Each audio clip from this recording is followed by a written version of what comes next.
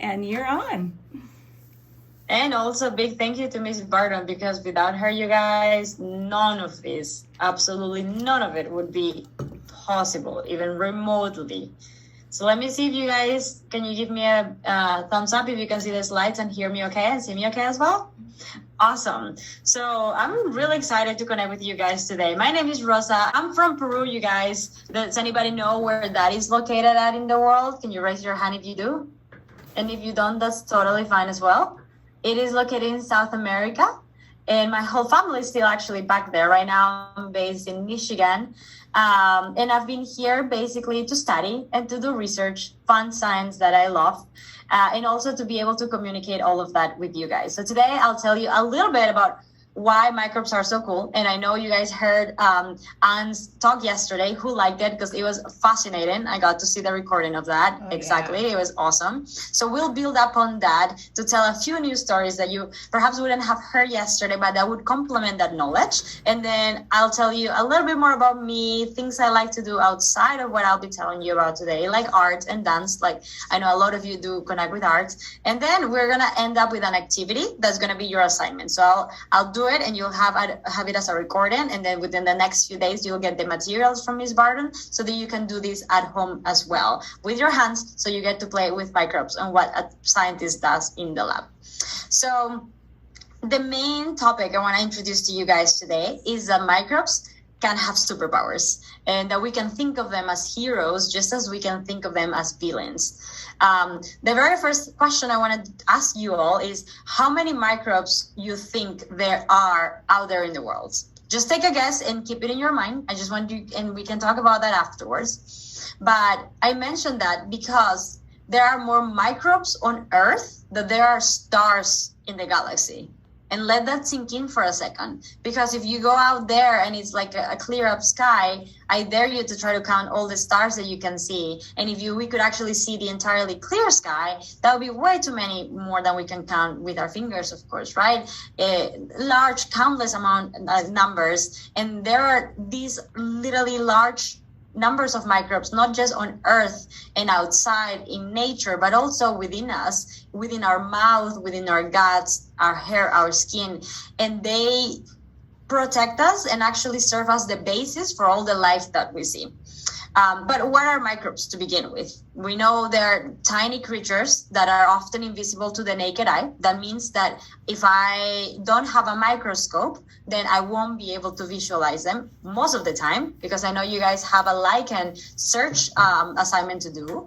But for most microbes, we will need something that we know as a microscope. And I know most of you may have got already to play with it. And if not, we'll do that in the summer camp.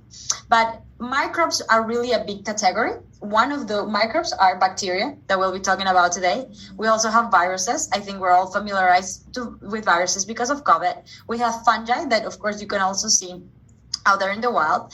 And we also have protozoa. And where do they even come from?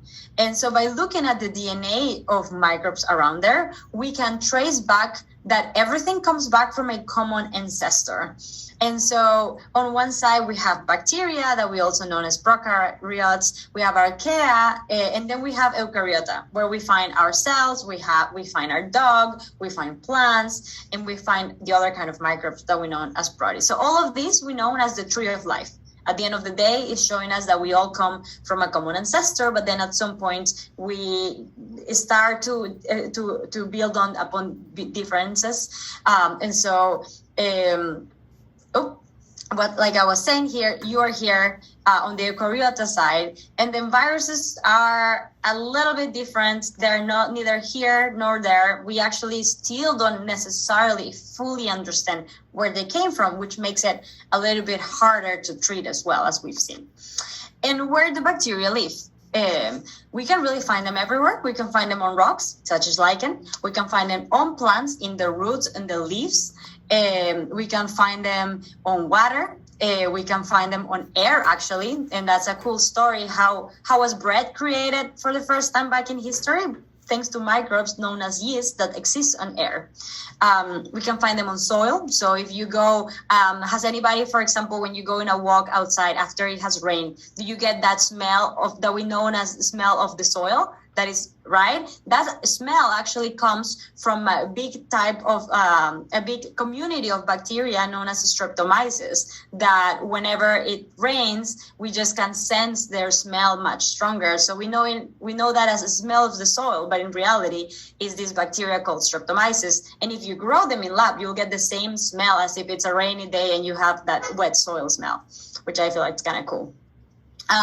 We can also find them in animals, inside of them, outside of them, even in the venom on some poisonous species, and in humans. There's actually more really cool studies that connect how the microbes that live in our guts can protect us, and they can connect with the rest of our bodies, with the microbes that exist in our mouth. There is a really cool research, for example, being carried out at University of Michigan to detect what microbes in your mouth can cause a bad smell and which ones can cause a good smell.